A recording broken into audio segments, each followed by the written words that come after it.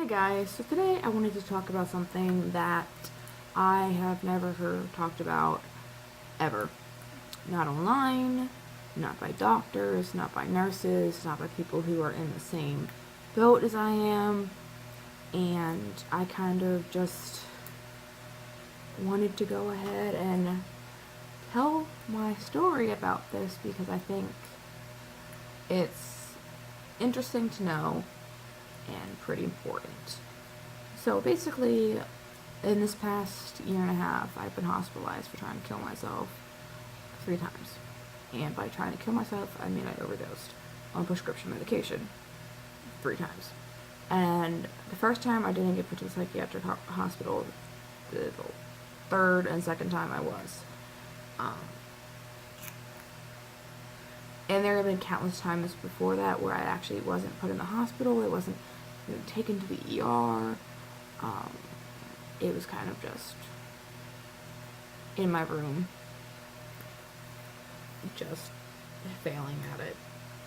A lot of people romanticize suicide and mental illness, and they kind of make it seem in the movies and the books that you're gonna wake up after you try to kill yourself. You're gonna wake up and you're gonna be surrounded by your loved ones, and you're gonna be so happy you weren't dead, and everybody's gonna love you. No. That may happen for some people, but the majority of us, that does not happen.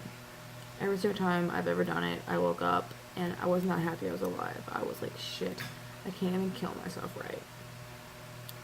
And the consequences of trying to kill yourself, especially when you live at home with your parents, is frustrating. The consequences are terrible. But what I really wanted to talk about here was the physical, long-term effects that overdosing can have on your body. It will be different for everybody. And I don't know why nobody talks about it. I guess nobody really wants to talk about the fact that, they try to kill themselves and they damage their own body because of it. So, I'm going to go ahead and start talking about my experience with the effects of overdosing. The first effect that is probably the most annoying is I never had a good memory, ever. My memory has always been shit. But, the first time I tried to kill myself and I got put in the hospital, my memory was just, I couldn't remember anything. I would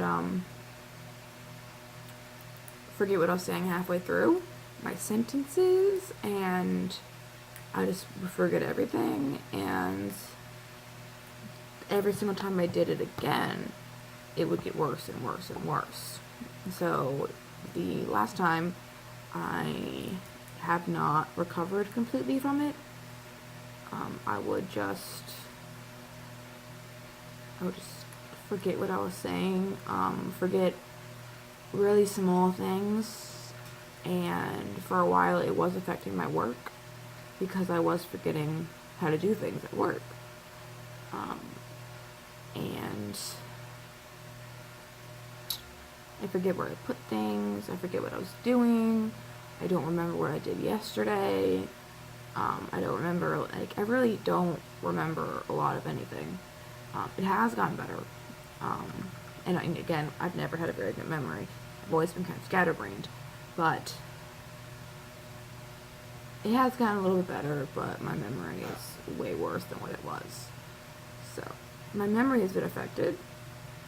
Another thing that I think most people would think is the most important is I damaged my heart. I ended up suffering from chronic tachycardia, so I just have a fast heartbeat.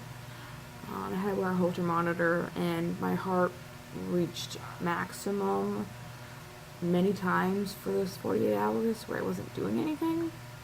So they put me on a heart medication, and again, that's sort of that's kind of gotten better even without the heart medication, but for a while I couldn't do anything without getting out of breath, on my heart pounding, could barely walk up and down the steps. It was pretty difficult. I couldn't breathe. I was having so many issues. And I was working at a grocery store at that time, and they had told me to go get carts for the first time. And it was during grand opening of the store, so there were a lot of carts outside. And I managed to get them all inside, and I couldn't breathe. I was sweating profusely. I couldn't breathe. It was terrible. And again, if you guys have any sort of fast heartbeat issues, you probably understand how that is. But my fast heartbeat issues were from trying to kill myself. Again, that's kind of gotten better. It's a lot better than my memory. Like, my memory got better, but my heart got better than that. Makes sense? Another thing is I shake. I shake really bad. I have kind of damaged my nervous system a little bit, and let me see if I can show you.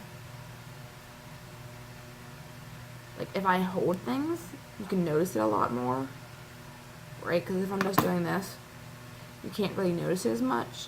So if I'm out eating at dinner and I'm with people who, like my boyfriend's friends or something, and they sit there and see me doing this, they get kind of concerned, and I shake really bad, and I'm kind of concerned people think I'm an alcoholic, because that's what happens when you're an alcoholic or you don't get alcohol. So I shake a lot, and they have put me on some more anxiety medication, which has helped a little bit with the shaking. It just calms everything down. But I still shake a lot, especially when I smoke cigarettes. I can see my hands moving. The shaking did not start until the third time, so this January is when the shaking started. The shaking has not gotten any better, other than the fact that I'm on more anxiety medication. That helps when I'm on the medication. If I'm not on the medication, I still shake like fucking crazy. And you know, and I'm just saying with the memory thing, it's taking me a lot of like thinking and work to actually keep on track of what I'm trying to say. There's one more thing that was a physical aspect of what's happened. Shaking, heart, memory.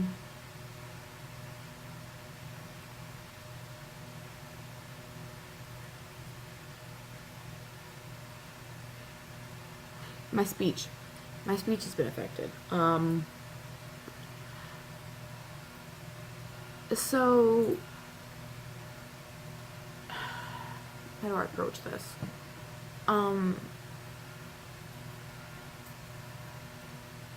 When you are overdosing, or just in general, when you're too high on something,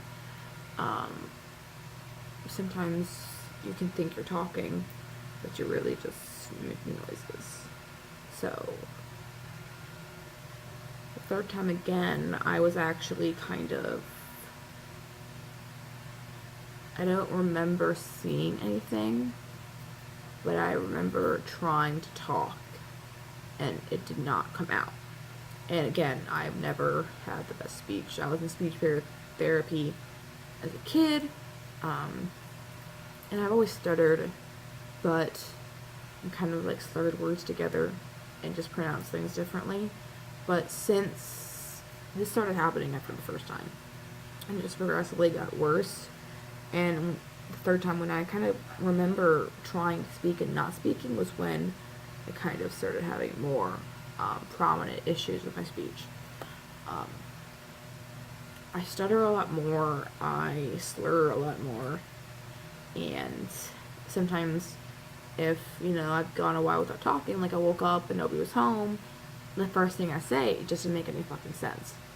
It doesn't sound normal.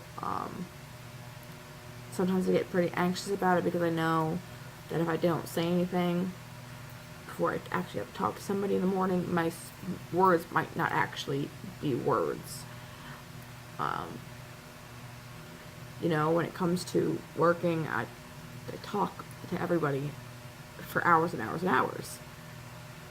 And sometimes I just completely, not only with the memory thing, I completely forget what I'm saying, and I forget that, and then I'm in the middle of saying something, and then I forget what I'm saying, and then my words don't come out, and then I'm at work and not speaking English. So it's pretty frustrating with that. Speech, it's 10 times worse than it used to be. So, you know, my speech impediment has gotten just worse.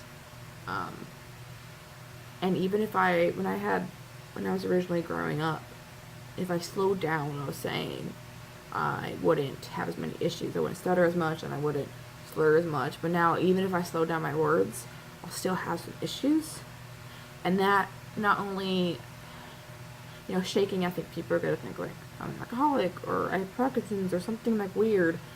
But when I start slurring my words together, that's kind of more like, are you on something type of thing? So, fun. So those are the 4 things that I can think of right now that have been physical effects of me overdosing multiple times in this past year and a half. Memory is shit. I shake. I have a heart problem now. I have tachycardia. And 4th one is my speech has been affected. And I'm just going to touch on real quick about basically what's happening with me, like relationship-wise and like family-wise and all that kind of stuff. So my mother controlled my medication. First time she took it away from me for a while. Second time she took it away from me for a while. This time, she's had it since January. Which can get frustrating because sometimes she'll forget to put my medicine out. And especially when it comes to my nighttime medicine, I need it because I have severe insomnia. And then I won't take my medication because she won't have it out. And if I get it out myself, she watches me. I don't know where it's at, but she watches me. So, you know, that's kind of frustrating because nobody trusts me anymore. If I do something that's just kind of off, I instantaneously get accused of being high and taking something because of that. And again, I was in the hospital before that a couple times for overdosing on a over-the-counter medication that can fuck you up pretty bad. And I'm not gonna say what it is because nobody should do it because it's not even a good high. Like, I would do it just because I didn't want to be aware of anything.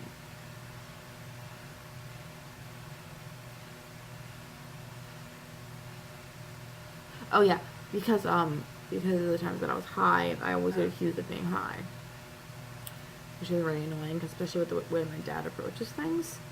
I can't fall asleep without telling people that I'm going to sleep. Like, when I get really, really, really depressed or really, really, really upset, or I'm just completely fucking exhausted, sometimes I can sleep for a little bit without my medication, but majority of the times I can't. So if I fall asleep and don't physically tell somebody that I'm going to sleep, people flip shit and get very concerned and freak out and think that they're going to get a call one day that I'm back in the hospital.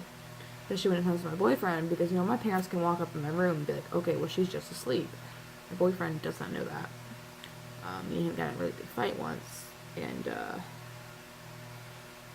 he told me, he said the reason that he doesn't want to ever to go to sleep mad at each other is because he doesn't know if I'm going to wake up, which was kind of, it was eye-opening a little bit, because, you know, nobody's ever really told me, like, oh, I'm happy you're alive, or anything like that. So that was a little eye-opening for me. I really don't have much of a desire to do it anymore, but every single time I did it, I didn't think about it. I wasn't thinking about it for days and days and days. I just did it. So nobody trusts me. People think I'm gonna die. People are worried that I'm gonna die no matter what I do. People kind of have a different view on me. Like, the people who know what's happened, they kind of view me differently. Um, you know, people would make fun of you and shit for being emo or all that shit, but when they actually try to kill themselves, people are like, oh shit, she's actually depressed. But let's go ahead and